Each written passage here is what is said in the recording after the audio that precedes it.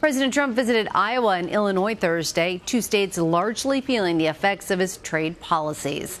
The trips come just a day after the president announced he was working to ease trade tensions with the European Union.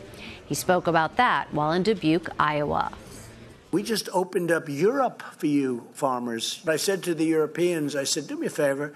Would you go out to the farms in Iowa and all the different places in the Midwest? Would you buy a lot of soybeans right now? Because that whole soybean thing is now going to be opened up. No tariffs, no nothing, free trade. I call it free and fair. See, that's called free trade. In Illinois, the president went on to say it's time to fix the, quote, unfair trade deals. CBS News White House correspondent Weijia Jiang joins me now. Weijia, what did the president have to say about his tariffs while in the Midwest?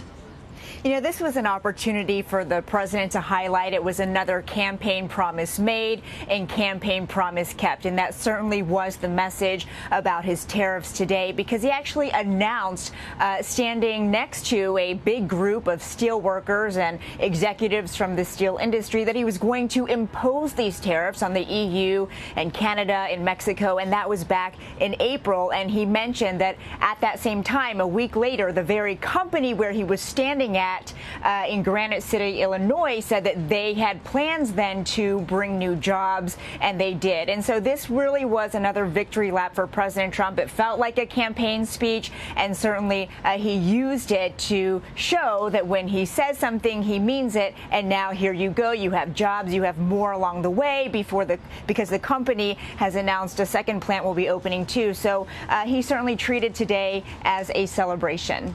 On Wednesday, the president announced Europe would buy U.S. soybeans. That's an industry hit hard by retaliatory tariffs China placed on U.S. goods.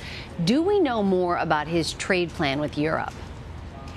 Well, we did hear from the Secretary of Commerce, Wilbur Ross, today on Air Force One, who said, look, these things take time, because you'll remember during that announcement with the president of the European Commission here at the White House, they only agreed to continue talks, to continue their negotiations. And Secretary Ross said it could take years, because typically it does. However, they believe they can expedite the process to actually reach a deal, because they already have the outline and the bold points on paper. And so they've agreed to work towards zero tariffs, zero subsidies, and really work on those existing steel and aluminum tariffs that are already in place by bringing down other tariffs.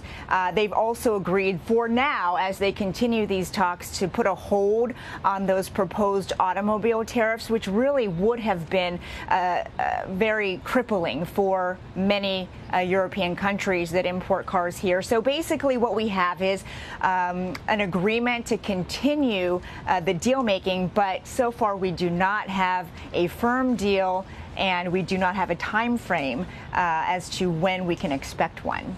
Weijia, you've also been talking with farmers. What do they say about the aid plan the White House unveiled for them?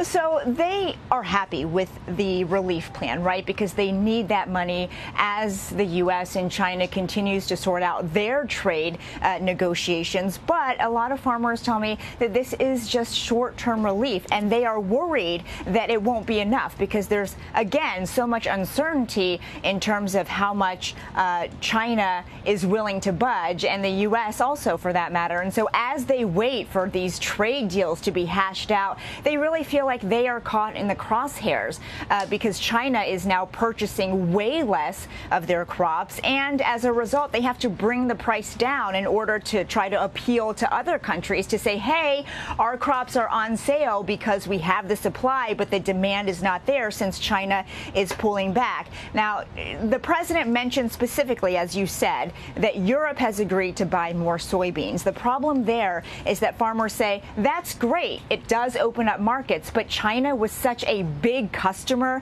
of their crops that no matter how much more Europe buys, it's not going to make up for the deficit that China is creating as these negotiations continue. And so their message to the president is, we appreciate the relief in the meantime, but please reach a long-term deal so we don't need another relief package. A long-term deal indeed.